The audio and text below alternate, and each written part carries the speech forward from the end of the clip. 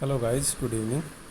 Myself Vinod Kumar Yadav. I welcome all of you in my online classes of medical surgical nursing. जैसे कि अपन medical surgical nursing third year के अंदर पढ़ रहे हैं बर्न के बारे में अपन ने पहले भी 3-4 लेक्चर्स हो चुके हैं। उसके अंदर अपन ने बहुत सारी चीज़ें डिस्कस कर ली हैं। अब लास्ट फेज आ जाता है बर्न का। तो अपन ने इससे पहले डिस्कस किया था अक्यूट या इंटरमीडिएट फेज। अब जैसे कि मैंने आपको बताया था बर्न के मैनेजमेंट के 3 फेज होते हैं। फर्स्ट फेज इमरजेंट फेज या इमीडिएट फेज, इमीडिएट और emergent phase. Second phase acute phase या intermediate phase and third phase is rehabilitation phase. तो अपन ने फर्स्ट इमरजेंट फेज में देखा था कि बहुत सारे मेडिकल जो मैनेजमेंट प्रोसीजर्स थे, जैसे रेस्पिरेटरी पैटर्न मेंटेन करना, एयरवे को मेंटेन करना, एयरवे क्लियरेंस करना, जो फर्स्ट एड के तौर पे जो मीजर्स थे, जैसे पेशेंट को बर्न साइड से हटाना, उसको कवर करना, वाटर से उसको शॉवर से या वाटर टैप वाटर जो भी अवेलेबल है उससे वेट करना वुंड्स को या उसको ड्राई नहीं होने देना। ये सब मीजर्स अपन ने इमरजेंट और इमीडिएट फेज के अंदर देखे थे कि इमरजेंसली और इमीडिएटली आप क्या क्या करोगे। इसके बाद अपन आ जाते हैं अक्यूट फेज मैनेजमेंट पे। अक्यूट फेज के अंदर अपन ने सबसे पहले मेडिकल मैनेजमेंट, जो कि प्रीवियसली अपन ने इमरजेंट फेज में स्टार्ट कर दिया था, उसी को कंटिन्यू रखना है, उसको अवॉइड नहीं करना है। जैसे अपन ने अगर रेस्पिरेटरी पैटर्न या एयरवे क्लियरेंस किया था तो उसको कंटिन्यूसली मॉनिटर करना है, क्योंकि एडिमा बाद में भी अकर हो सकता है, तो उसकी वजह से जो रेस्पिरेटरी ट्रैक्ट वो एडिमेटस हो सकता है और रेस्पिरेटरी डिफ़िकल्टी अकर हो सकती है।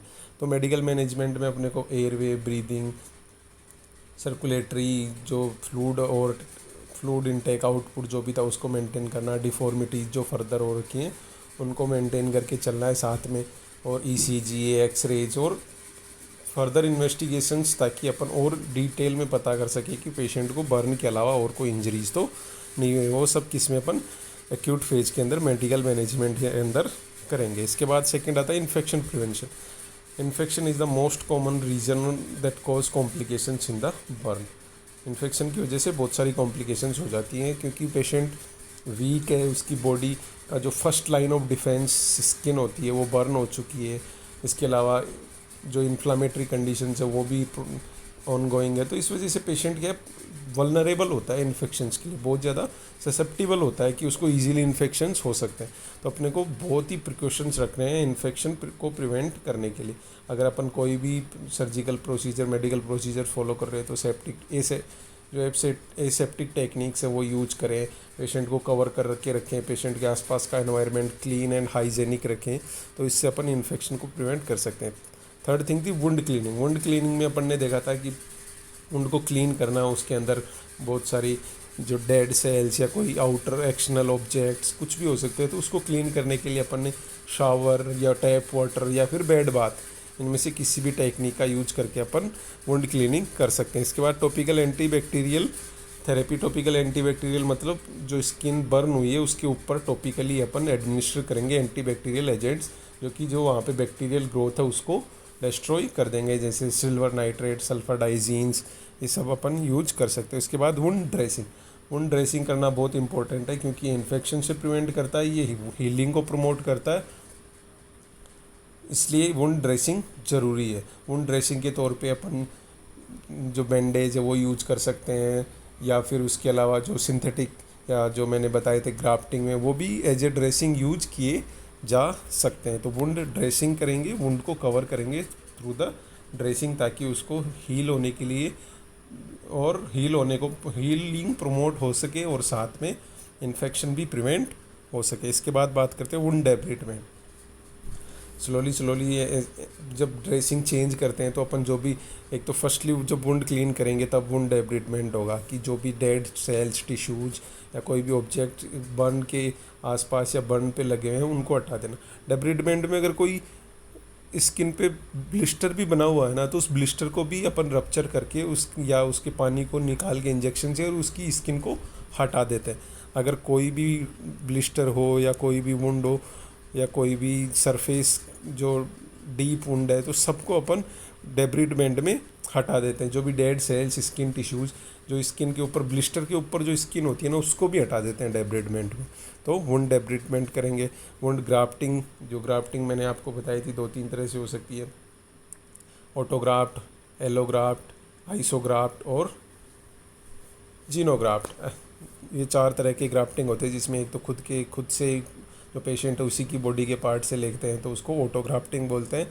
इसके अलावा आइसोग्राफ्टिंग, जिसमें आइडेंटिकल ट्विंस अगर है तो आइडेंटिकल ट्विन से अगर लेके स्किन लगा रहे तो आइसोग्राफ्ट। थर्ड होमोग्राफ्ट या एलोग्राफ्ट, जिसमें किसी ह्यूमन से ही रेदर देन पेशेंट किसी अदर ह्यूमन बीइंग से लेकर अपन या किसी रिलेटिव से, फैमिली मेम्बर से या कोई डोनर है उनसे लेके अगर लगा रहे तो एलोग्राफ्ट या होमोग्राफ्ट है। लास्ट वन इज जीनोग्राफ्ट, अगर किसी जानवर से जैसे मंकी, पिग या से लेके अगर अपन स्किन ग्राफ्टिंग कर रहे हैं तो वुंड ग्राफ्टिंग। पेन मैनेजमेंट, अब इसके बाद आता है पेन मैनेजमेंट। जो पेन होता है वो जो पार्शियल थिकनेस बर्न या जो first degree second degree Burns होते हैं ना उनके अंदर बहुत इंटेंसिफाई पेन होता है। थर्ड डिग्री में भी होता है लेकिन वो वुंड में नहीं, वुंड के जैसे मान लो इतना एरिया बर्न हुआ तो वो उस एरिया में तो नहीं होगा, लेकिन जो इसकी सरफेस एरियाज है यहाँ पे तो पेन होगा, क्योंकि यहाँ पे तो नर्व एंडिंग्स हैं अभी तक, यहाँ की नर्व एंडिंग से नर्व फाइबर्स डेस्ट्रॉय हो गए, लेकिन इसके जो सरफेस एरियाज है इनकी तो नर्व एंडिंग अवेलेबल है ना, तो उस वो इरिटेट होगी और वहाँ पे पेन जनरेट हो सकता है। तो अपने को पेन भी बहुत इम्पोर्टेंट फैक्टर हो जाएगा यहाँ पे मेंटेन करना, क्योंकि स्टार्टिंग जब बर्न हुआ है तो 1-2 दिन पेन नहीं होगा, लेकिन जैसे जैसे बर्न हील होता जाता है वैसे वैसे पेन बढ़ता जाता है। तो अपने को पेन मैनेजमेंट को भी फॉलो करना है। इसके अंदर देखते, pain is inevitable during recovery from any burn injury. जब रिकवरी होती है तो बर्न पेन होता ही होता है। पेशेंट को पेन स्टार्टिंग फेज में 3rd degree, 2nd degree, 1st degree कोई भी बर्न हो, वहाँ पे 1st डिग्री 2nd डिग्री में बर्न होता है, 3rd डिग्री में नहीं होता। लेकिन जैसे जैसे बर्न का जो वुंड है या बर्न का जो एरिया है वो हील होता जाएगा, वैसे वैसे वहाँ पे पेन बढ़ता जाएगा।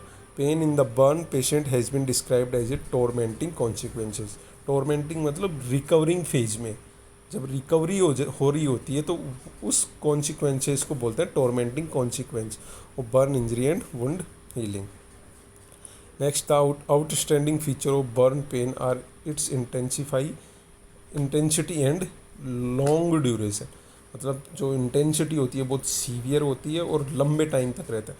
कई पेशेंट तो ऐसे होते हैं जिनमें कंटिन्यूसली 24 आवर्स पेन प्रेजेंट रहता है। कईयों में जब कोई प्रोसीजर फॉलो किया जाता है तो होता है, कईयों में ड्रग्स के इफ़ेक्ट की वजह से, ड्रग का जब तक इफेक्ट रहता है तब तक पेन होता है, फिर धीरे धीरे स्लो हो जाता है। तो उसके बेसिस पे आगे डिवाइडेशन किया गया है, वो मैं बताऊँगा आपको। तो बर्न का सबसे इंटेंसिफाई फीचर क्या होता है कि ये इंटेंसिटी बहुत ज़्यादा होती है और लॉन्ग ड्यूरेशन तक रहता है। पार्शियल थिकनेस बर्न के अंदर nerve endings are exposed resulting in excruciating pain with the exposure of air currents. जो पार्शियल थिकनेस बर्न या 1st degree 2nd degree burn होते हैं ना, उनके अंदर बहुत सीवियर एक्सक्रूशिएटिंग पेन होता है। जैसे ही उनके कांटेक्ट में एयर आएगी या कोई और प्रोसीजर कर रहे हैं या कुछ भी अपन टच कर रहे हैं, ड्रेसिंग कर रहे हैं, क्लीनिंग कर रहे हैं, तो बहुत ज़्यादा सीवियर पेन आपको पेशेंट को हो सकता है। इसके बाद बात करें तो although nerve endings are destroyed in full thickness burn में नर्व एंडिंग्स डेस्ट्रॉय हो जाती हैं, लेकिन the margins of the burn wound are hyper sensitive to pain. जैसे कि मैंने बताया कि जैसे ये एरिया बर्न हुआ है तो इसके जो मार्जिन्स है यहाँ पे बहुत ज़्यादा हाइपर सेंसिटिव रहेगा और यहाँ पे उनको पेन हुई, इसके अंदर पेन नहीं होगा क्योंकि यहाँ की नर्व एंडिंग्स डिस्ट्रॉय हो चुकी हैं, पर जो मार्जिन्स है वहाँ पे पेशेंट को पेन फील हो सकता है। नेक्स्ट बात करें, healing of full thickness burn creates significant discomfort as regenerating nerve endings become entrapped in scar formation. Most severe burns are combination of partial thickness and full thickness burn. मतलब मैंने भी बताया कि जैसे जैसे रिकवरी होती है, अब रिकवरी हो रहा मतलब वुंड हील हो रहा तो वहाँ पे जो अपन बात करते हैं एपिथेलियलाइजेशन होता है, तो न्यू सेल्स की ग्रोथ होती है, नई सेल्स बनती हैं, वो उस एरिया को कवर करती है। एपिथेलियम जो होती है नई फॉर्मेशन होता है, नर्व एंडिंग्स जो बनती है नई, तो धीरे धीरे जैसे जैसे हीलिंग होती जाएगी वो एरिया, उस एरिया में पेन बढ़ता जाएगा क्योंकि वहाँ पे अब नॉर्मल होता जा रहा है, तो उस वजह से वहाँ पे पेन बढ़ता जाता है। तो आपको पेशेंट के पेन मैनेजमेंट का भी ध्यान रखना है। इसके बाद नेक्स्ट बात करें बर्न पेशेंट्स, इसको 3 भागों में डिवाइड किया गया है। मोस्ट कॉमनली पेन जो होता है, जो बर्न पेन होता है उसको, फर्स्ट है background pain, second procedural pain and third break through pain. Background pain मतलब 24 आवर बेसिस कंटिन्यूसली बना हुआ है, ड्रग का इफेक्ट में भी थोड़ा कम हो गया लेकिन वो पूरी तरह से रिकवर नहीं हो रहा है और कंटिन्यूसली पेन बना हुआ है, उसको बोलेंगे बैकग्राउंड पेन। सेकंड है प्रोसीजरल पेन, जब अपन कोई प्रोसीजर फॉलो कर रहे हैं, वुंड क्लीनिंग, वुंड ड्रेसिंग या टॉपिकल एंटीबैक्टीरियल एजेंट अप्लाई कर रहे हैं, तो उस वक्त अगर पेन हो रहा है तो procedural pain. And third is break through pain. Break through मतलब जब अपन एनाल्जेसिक्स थी या ओपियोइड्स, मॉर्फिन, सल्फेट जो भी अपन यूज कर रहे हैं, टेबलेट दे रहे हैं एनाल्जेसिक, तब तो पेशेंट का पेन ठीक हो जाता है, लेकिन जैसे जैसे ड्रग का इफ़ेक्ट कम होता जाएगा वैसे वैसे पेन वापस बढ़ता जाएगा, तो उसको कौन सा पेन बोलेंगे? Break through pen.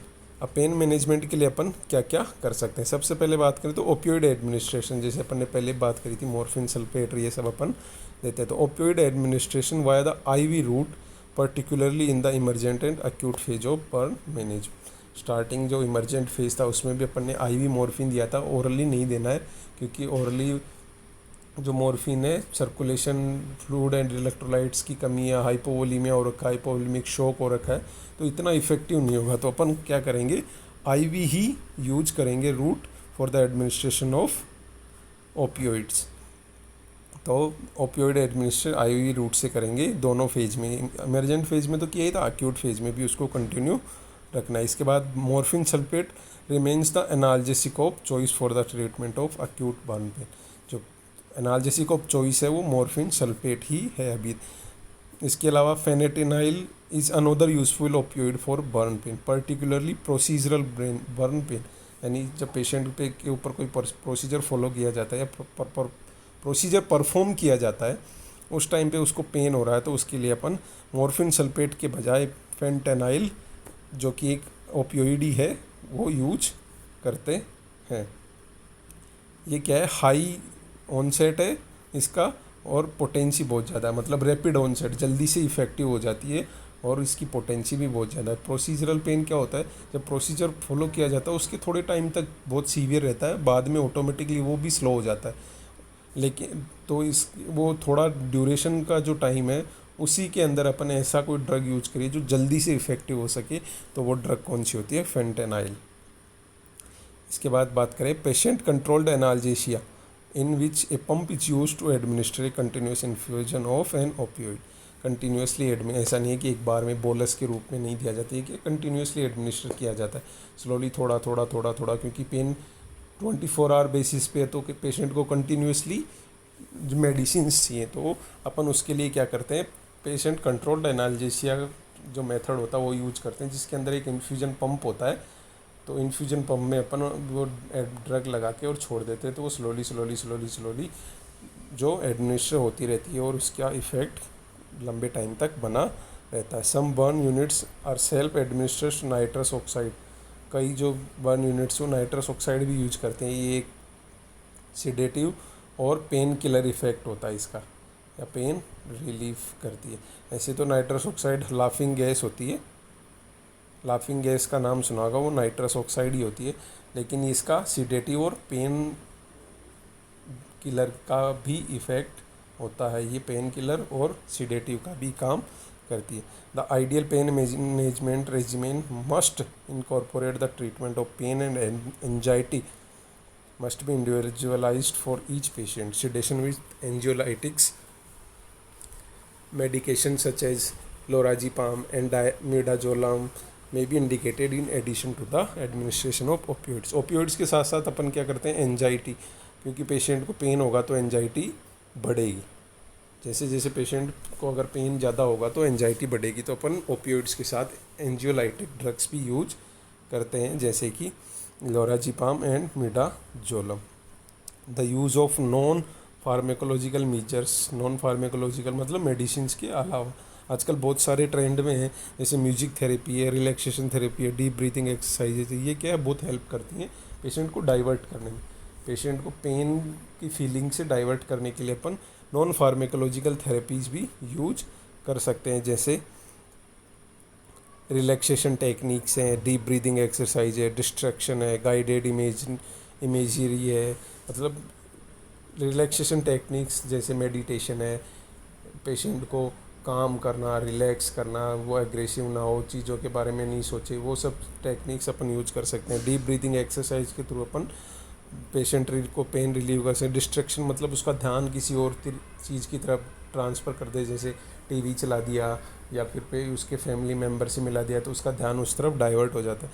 Guided imagery मतलब उसको उसकी प्रीवियस लाइफ के बारे में कुछ याद दिलाना या कुछ उसकी जो फैंटेसीज है उनके बारे में याद दिला के उसका माइंड डाइवर्ट किया जा सकता है। हिप्नोसिस करके कर सकते हैं, थेरेप्यूटिक टच से, ह्यूमर से, और information giving and music therapy. ये बहुत सारी नॉन फार्मेकोलॉजिकल थेरेपीज है, तो जो आपके पेशेंट के लिए सूटेबल हो वो आप यूज करके उसको पेन कंट्रोल और पेन मैनेजमेंट कर सकते हैं।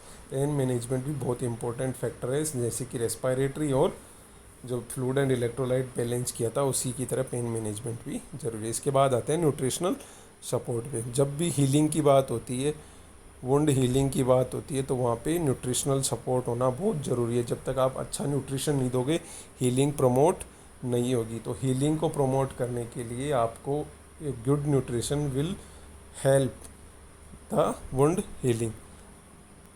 तो इसके लिए बात करते हैं अपन, it is essential to control the stress response by increasing the anabolic process through adequate nutrition and increased muscle activity. जो एनाबॉलिक प्रोसेस है उसको बढ़ाने के लिए और स्ट्रेस रेस्पॉन्स को कंट्रोल करने के लिए आपको एक अच्छा न्यूट्रिशन, अच्छा एनवायरनमेंट देना बहुत ज़रूरी है। Controlling secondary stress such as pain and anxiety also help to control the stress response. अगर पेन भी ठीक है, पेन भी नहीं हो रहा है, एंजाइटी भी नहीं है पेशेंट को, तो वो अच्छा न्यूट्रिशन ले सकता है। लेकिन पेन और एंजाइटी में है पेशेंट तो वो स्ट्रेस रेस्पॉन्स की वजह से अच्छा न्यूट्रिशन नहीं ले पाएगा, मतलब उसको अपन न्यूट्रिशन नहीं दे सकते क्योंकि वो अवॉइड करेगा, एनोरेक्सिया हो सकता है, टेस्ट बिटर टेस्ट आ सकते हैं उसको, टेस्ट लेस हो सकता है उसके लिए फूड। तो अपन इन सब चीज़ों का ध्यान रखेंगे कि उसकी जो स्ट्रेस रेस्पॉन्स है उसको कंट्रोल करेंगे ताकि अपन उसकी जो अदर फीचर्स हैं उनको इंक्रीज कर सकें। Nutritional support with optimized protein intake can decrease protein loss approximately 50%। अब बर्न हुआ है मतलब प्रोटीन डिनेचुरेशन होगा, ऑब्वियस सी बात है। बॉडी की जो सेल्स, जो एरिया बर्न हुआ उसमें प्रोटीन डिनेचुरेशन होगा तो सेल्यूलर डैमेज भी होगा। सेल्यूलर डैमेज को वापस रिकवरी करने के लिए आपको प्रोटीन्स देने पड़ेंगे, क्योंकि proteins are the structural units of, जो कि स्ट्रक्चरल फॉर्मेशन के अंदर हेल्प करती हैं। तो अप्रोक्सीमेटली 50% लॉस को बचा सकते हैं अगर अपन गुड प्रोटीन इनटेक पेशेंट को देते हैं। तो healing of the burn wound consumes large quantity of energy. Effective nutrition management depends on how well the energy expenditure due to the burn injury can be estimated। अब burn को वापस recover करने के लिए, हीलिंग करने के लिए बहुत एनर्जी की ज़रूरत होती है। एनर्जी किससे बनेगी? जब उसको अच्छा सप्लीमेंट मिलेगा, और जब तक अपन good nutrition is the only supplement for the patient. तो अच्छा न्यूट्रिशन उसकी हेल्प करेगा हीलिंग के अंदर। तो approximate amount of micronutrients, carbohydrates, lipids, proteins जो कि एक अप्रोप्रिएट अमाउंट में होने चाहिए वो अपने को पेशेंट को देने हैं। उसी से अपन जो वुंड हीलिंग है उसको प्रमोट कर सकते हैं।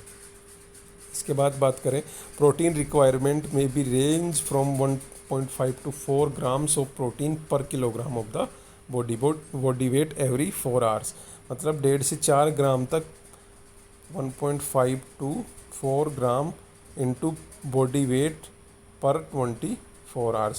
1 किलोग्राम बॉडी वेट के लिए 1.5 to 4 ग्राम के आसपास आपको प्रोटीन डेली देना पड़ेगा। इसके अलावा फैट सोल्यूबल विटामिन्स, कार्बोहाइड्रेट्स जो कि, और calorie requirement approx 5000 calorie per day. जो प्रोटीन के अलावा other foods, carbohydrate, fat, minerals, micronutrients, वो सब मिला के आपको 5000 कैलोरी पर डे पेशेंट को देनी है, जिससे कि वो अच्छे से वुंड हील कर सके। अब इसके अंदर एक इम्पॉर्टेंट बात है कि the enteral route feeding is far superior to the parenteral route. आप ट्राई करो कि जहाँ तक हो सके आपको एंट्रल रूट ही यूज करना है पेशेंट को फीडिंग देने के लिए। पेरेंट्रल रूट अगर पॉसिबल नहीं है एंट्रल रूट तो ही यूज करें। अगर जब तक एंट्रल मतलब जीआई ट्रैक्ट के थ्रू दे सकते हैं तब तक वही दें, चाहिए आप एनजी ट्यूब का यूज करें डायरेक्ट स्टमक में, नहीं तो डायरेक्ट ड्यूडेनम में डाल दें, लेकिन यूज करें कि आप एंट्रल रूट ही यूज किया जाए, ये ट्राई करें। तो ये था एक्यूट एंड इंटरमीडिएट फेज, जिसके अंदर अपन ने जो पहले डिस्कस कर लिया था वो सब चीज़ें, और आज अपन ने पेन एंड न्यूट्रिशनल सपोर्ट, ये सब चीज़ें किस में आएंगी, एक्यूट और इंटरमीडिएट फेज के अंदर। उसके बाद आता है last phase, rehabilitation phase. Rehabilitation मतलब वापस पेशेंट को रिहेबिलिटेट करना, उसकी नॉर्मल लाइफ में वापस लाने के लिए उसको ट्रेन करना या उसको हेल्प करना, उसको थेरेपीज देना। तो उसके लिए अपन क्या क्या कर सकते हैं। Although long-term aspects of burn care are discussed last in this chapter, rehabilitation begins immediately after the burn has occurred. Rehabilitation ऐसा नहीं है कि acute या intermediate phase के बाद अपन स्टार्ट करें, जहाँ से बर्न हुआ है पेशेंट को वहीं से रिहेबिलिटेशन का प्रोसेस स्टार्ट हो जाता है, क्योंकि अपन उसकी बहुत चीज़ों में हेल्प कर रहे हैं, उसको कैसे उसका बर्न हील करना है, कैसे न्यूट्रिशनल सपोर्ट, पेन मैनेजमेंट, ये सब चीज़ें क्या है रिहेबिलिटेशन की प्रोसेस की तरफ ही ले जा रहे हैं, उसको उसके नॉर्मल लाइफ की तरफ ही ले जा रहे हैं।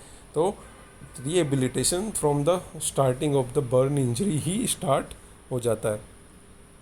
As early as the emergent period starts the rehabilitation begins.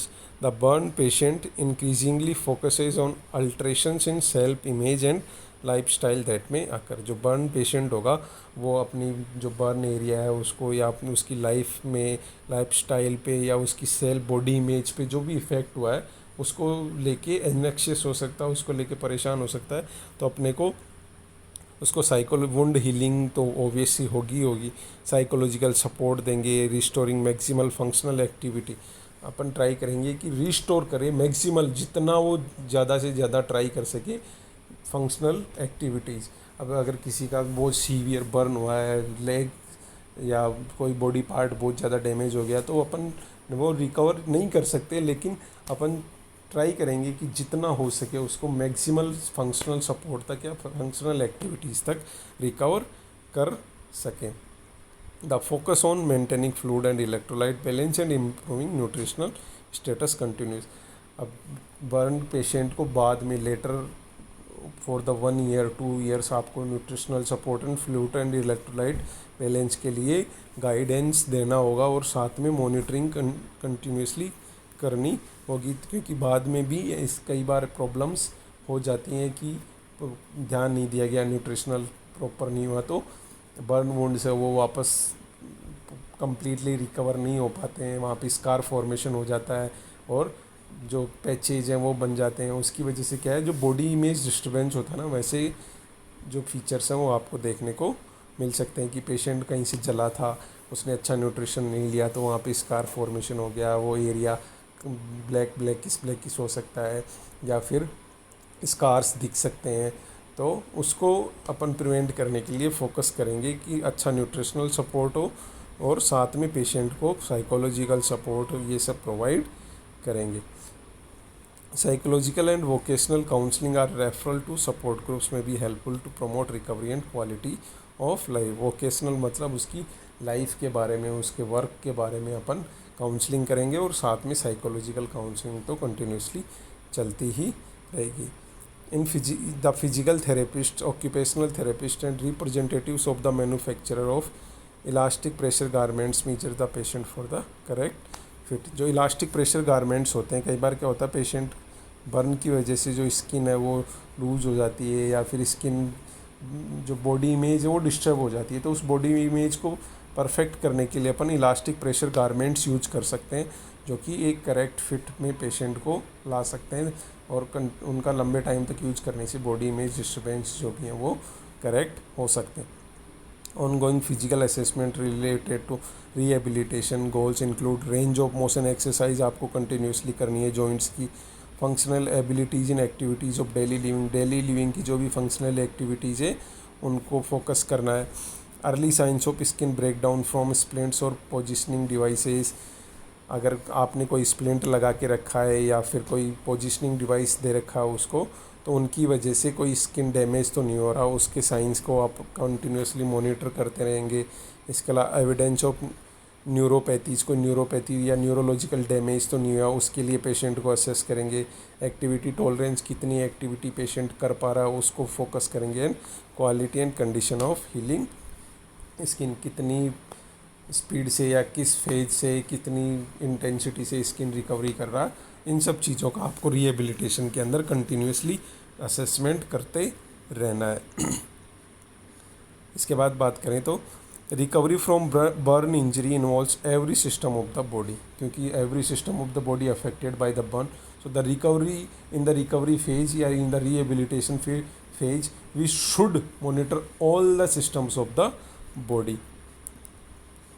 Next, understanding the pathopsychological responses to burn injury forms the framework of detecting early progress of science and symptoms of complications. अगर कोई complications हो रही है, जैसे nerve damage हो गया तो वो उसकी वजह से पैरालिसिस हो सकता है, या फिर अदर कोई भी कॉम्प्लिकेशंस है, तो उनके लिए अपन कंटिन्यूसली पेशेंट का रिस्पॉन्स चेक करते रहेंगे और उसके अकॉर्डिंग अपन जो भी अपन इंटरवेंशंस ले सकते हैं वो लेते रहेंगे।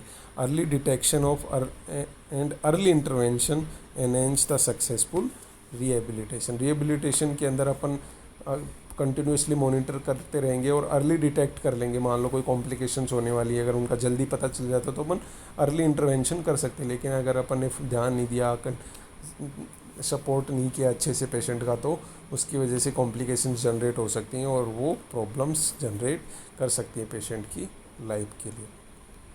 तो रिहेबिलिटेशन में पेशेंट को अपन ट्राई करते हैं कि जो उसका नॉर्मल बॉडी इमेज था वो मेंटेन करें, उसकी नॉर्मल लाइफ है उसको मेंटेन करें, उसकी नॉर्मल डेली लिविंग की थी उसको मेंटेन करें, उसका वोकेशनल सपोर्ट दें, उसको साइकोलॉजिकल, सोशल, फैमिली सपोर्ट, जितने भी तरीके से अपन पेशेंट को नॉर्मल लाइफ में लाने के लिए फीचर्स फॉलो कर सकते हैं, मेजर्स फॉलो कर सकते हैं, वो सब करके और पेशेंट को एक good and healthy and A common men's life provide करने हैं, जिससे कि वो अपने आप को अलग न।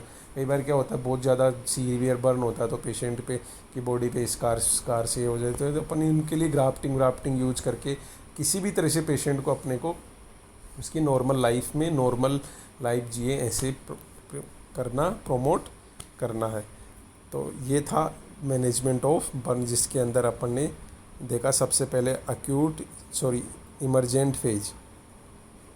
इमरजेंट फेज, सेकंड था अक्यूट या intermediate phase and third is rehabilitation. अब पेशेंट कंप्लीटली रिहेबिलिटेशन के बाद अपन उसको डिस्चार्ज कर सकते हैं। Rehabilitation process is also ongoing after the discharge. Patient के डिस्चार्ज के बाद भी रिहेबिलिटेशन का प्रोसेस चलता रहता है। तो ये था बर्न।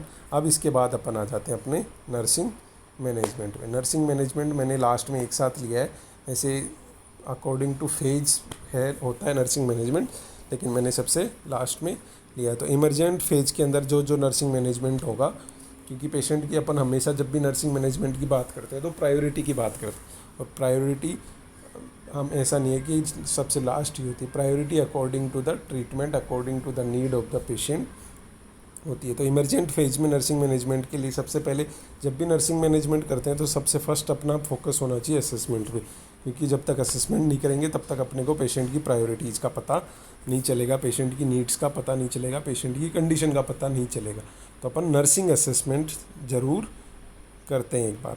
तो इसके लिए अपन क्या क्या असेसमेंट करेंगे इमरजेंट फेज में। Assessment data obtained from pre hospital providers, या जो उसको लेके आए इमरजेंसी डिपार्टमेंट, एम्बुलेंस वर्कर्स, या जो उसके साथ आया है, उन सब से अपन जो भी असेसमेंट डाटाज हैं उनको ऑब्टेन करेंगे। जो पहले जो उसको जिस भी डॉक्टर ने, जिस भी नर्स ने डील किया है, जिस भी पर्सन ने उसको डील किया, उससे अपन कुछ डाटाज जो उससे प्रीवियस डाटाज वो कलेक्ट कर सकते हैं। इसके बाद बात करें nursing management in the emergent phase of burn injury focuses on the major priorities for any trauma patient, such as the burn wound is secondary consideration.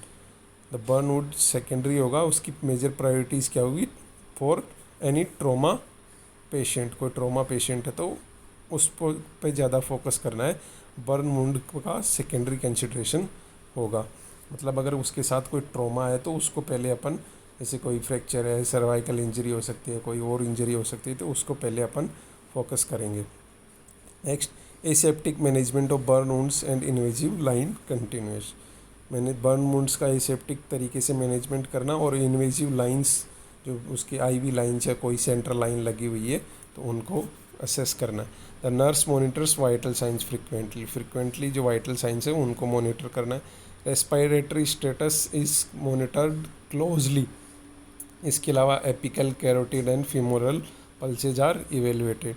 Cardiac monitoring भी अपने को करनी है ताकि डिसरिथमियाज या कोई एबनॉर्मल इलेक्ट्रिक एक्टिविटी या rapid और स्लो ब्रीदिंग तो नहीं हो रही है, उसके लिए अपन कार्डियक मॉनिटरिंग भी करते रहेंगे। और साथ में body temperature, body weight, pre burn weight कितना था, हिस्ट्री ऑफ एलर्जी कोई तो नहीं है, टिटनेस का इम्यूनाइजेशन हो रखा है या नहीं हो रखा, past medical and surgical problems क्या हैं, करंट इलनेस तो नहीं थी इसके साथ कुछ, and use of medications are assessed. और साथ में एक हेड टू टो असेसमेंट भी परफॉर्म करना जिससे अपने को पेशेंट की कंप्लीट जो गाइडलाइंस है या पेशेंट की जो कंडीशन है उसके बारे में अपने को पता चल सके। तो असेसमेंट के बेस पे अपने को प्रायोरिटीज़, नीड्स का पता चल जाता है कि अब अपने को पेशेंट की नीड क्या होगी। तो नीड के बेसिस पे सबसे पहला जो नर्सिंग डायग्नोसिस बनेगा, आपको मैं फिर से बता रहा हूँ, टेबल फॉर्म में ही बनाना है, ऐसे नहीं बनाना है। टेबल फॉर्म में सबसे पहले असेसमेंट जिसमें सब्जेक्टिव डाटा, ऑब्जेक्टिव डाटा, फिर आएगा आपका नर्सिंग डायग्नोसिस, फिर आएगा आपका गोल, फिर आएगा आपका इंटरवेंशन, फिर आएगा आपका implementation and then rational.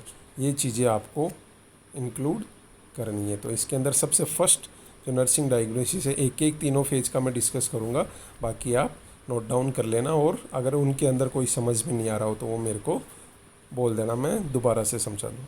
Impaired gas exchange related to carbon monoxide poisoning, smoke inhalation and upper airway obstruction.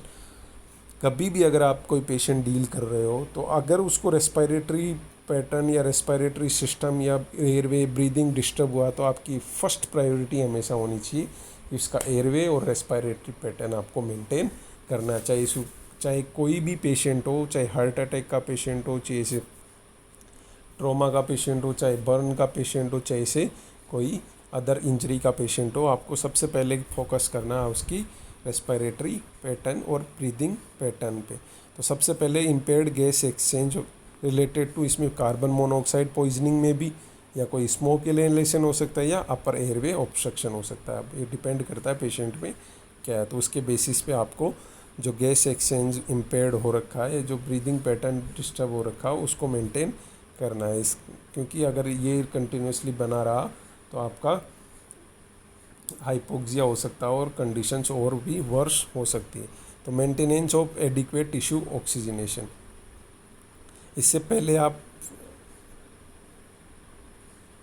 ये वाला रखें, प्रायोरिटी पहले इसको देंगे, एयरवे क्लियरेंस, क्योंकि जब तक एयरवे क्लियरेंस नहीं होगा तब तक आप उसको मेंटेन नहीं कर सकते।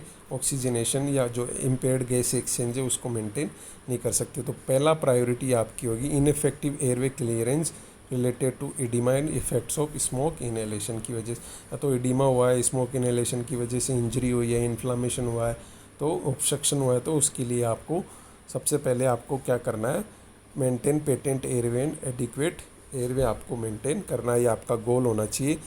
डायग्नोसिस होगा इनइफेक्टिव एयरवे क्लियरेंस। इसके बाद इंटरवेंशंस की बात करें तो क्या क्या करना है आपको, जैसे अपन ने बात करी थी, सक्शनिंग करनी है, डीप ब्रीदिंग एक्सरसाइजेज करवानी है, ऑक्सीजन एडमिनिस्ट्रेशन करना है।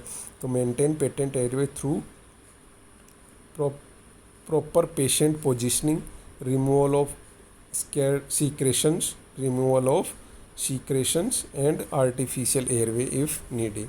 प्रॉपर पोजिशनिंग देनी है, अगर कोई सीक्रेशंस हो तो उनका सक्शनिंग के थ्रू और कफिंग के थ्रू अपन उनको रिमूवल करना है। और आर्टिफिशियल एयरवे जैसे कि ईटी ट्यूब या ट्रैकियोस्टमी या वेंटिलेटर की ज़रूरत हो पेशेंट को, वो प्रोवाइड करवाएंगे।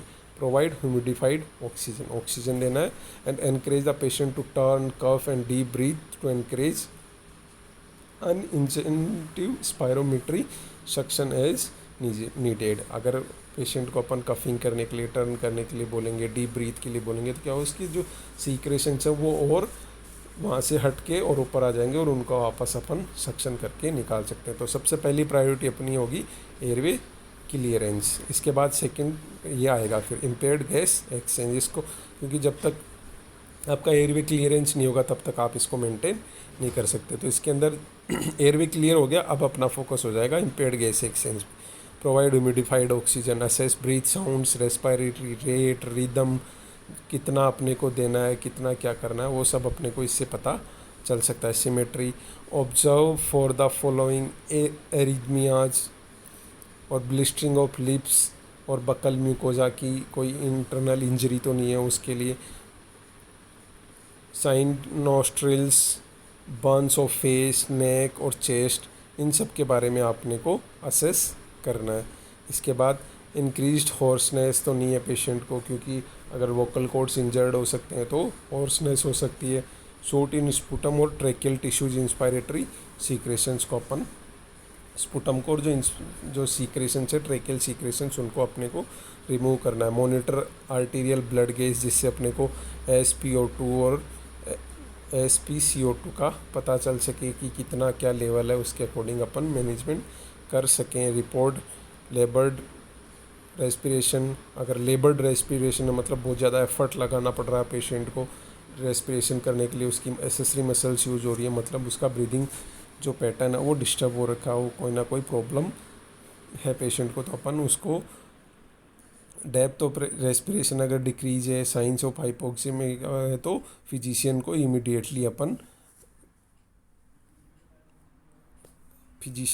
इमीडिएटली रिपोर्ट करेंगे अगर आपको ये सब चीज़ें कहीं पे भी देखने को मिल रही हैं। तो प्रिपेयर असिस्ट इंट्यूबेशन या इंटूबेट कर सकते हैं पेशेंट को। मॉनिटर मैकेनिकल वेंटिलेटर पे पेशेंट को अगर डाला गया है तो आप कंटिन्यूसली मॉनिटर करोगे। तो ये सब आपको करना है जब आप एक पेशेंट को डील कर रहे हो with impaired gas exchange.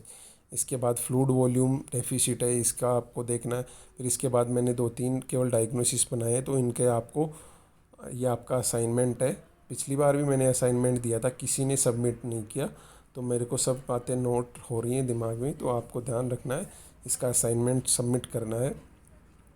WhatsApp group जो बना हुआ अपना, उस पर ये असाइनमेंट बना के और फ़ोटो मेरे को भेजनी है। तो ये सारे नर्सिंग डायग्नोसिस फोकस करने।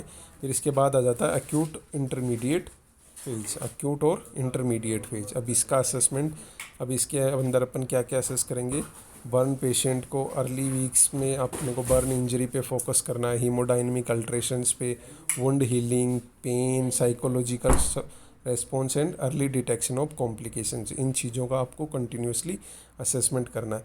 इसके साथ साथ जो अपन ने जो अक्यूट फेज में किया था उन सबको भी कंटिन्यूसली मॉनिटर करते रहना, जैसे respiratory fluid assess, vitals, ECG करना है, गैस्ट्रिक वॉल्यूम एंड pH, अगर NG ट्यूब पे है पेशेंट तो उसको असेस करना है, कोई एक्जुडेट कलर ऑर्डर तो नहीं है इस अपने वुंड पे, उसको असेस करना है। पेन और न्यूट्रिशनल सप्लीमेंट्स के लिए असेस करना है, और लैब टेस्ट और वैल्यूज़ का कंटिन्यूसली मॉनिटरिंग करते रहना है। अब इसके नर्सिंग डायग्नोसिस है excessive fluid volume related to, क्योंकि अगर मान लो रिकवरी कर रहा है पेशेंट और आप इलेक्ट्रोलाइट्स और फ्लूइड देते रहे जा रहे हो कंटिन्यूसली, तो मे भी फ्लूइड ओवरलोड हो सकता है या फ्लूइड वॉल्यूम ज़्यादा एक्सेसिव हो सकता है, क्योंकि जब रिकवरी होती है तो जो इडीमा हो रखा होता है वो नॉर्मल होने लग जाता है। जो एक्स्ट्रा वास्कुलरली या एक्स्ट्रा सेलुलर स्पेस के अंदर जो फ्लूइड चला गया था वो वापस आना चालू हो जाता है, तो वो भी वापस आना चालू हो जाएगा और ऊपर से आप भी फ्लूइड दे रहे हो।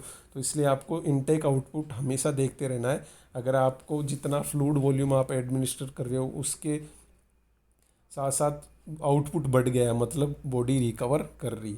इनटेक के कंपैरिजन में पहले से ज़्यादा अगर आउटपुट आने लग गया है मतलब बॉडी वापस रिकवर कर रही है, तो आपको आपका जो बाहर से फ्लूइड एंड इलेक्ट्रोलाइट्स दे रहे हो उसका वॉल्यूम कम कर देना है। सेकेंड है risk for infection, imbalanced nutrition, impaired skin integrity, acute pain, ineffective coping, interrupted family process and deficient knowledge. तो एक दो मैंने बताए भी हैं, एक एक्सेसिव फ्लूइड वॉल्यूम वाला, इसको आप देख लेना। और इसके बाद रिहेबिलिटेशन फेज में आपका असेसमेंट क्या होगा और नर्सिंग डायग्नोसिस क्या क्या बनेंगे, activity intolerance, disturb body image and deficit knowledge. तो ये आपका नर्सिंग मैनेजमेंट हो जाता है। तो आप अपना बर्न हो गया है कंप्लीट। बर्न में अपन ने क्या क्या पढ़ा, सबसे पहले बर्न क्या होता है उसकी डेफिनेशन, बर्न के टाइप्स कैसे होते हैं on the basis of source, on the basis of damage to the body, first degree, second degree, third degree क्या होते हैं। फिर इसके बाद अपन ने देखा बर्न टाइप्स के बाद अपन ने बर्न के क्या क्या टाइप्स सोर्सेज के बेसिस पे, जैसे इलेक्ट्रिकल था, केमिकल था, वो सब देखा। उसके बाद अपन ने जो मैनेजमेंट होता है उसमें 3 फेजेस थी, इमरजेंट फेज, एक्यूट या intermediate phase and rehabilitation phase, वो देखा है नर्सिंग मैनेजमेंट। तो ये था अपना बर्न कंप्लीट हो गया आज। इसके अंदर कंप्लीट शुरू से लेके अब तक अगर कोई चीज़ समझ में नहीं आई हो, डाउट हो, तो कमेंट करके पूछ सकते हैं मेरे को, आपको बिल्कुल जवाब दिया जाएगा। और अच्छा लगा हो, समझ में आया हो, तो like, share and subscribe on my YouTube channel. The channel name is medical surgical for nurses.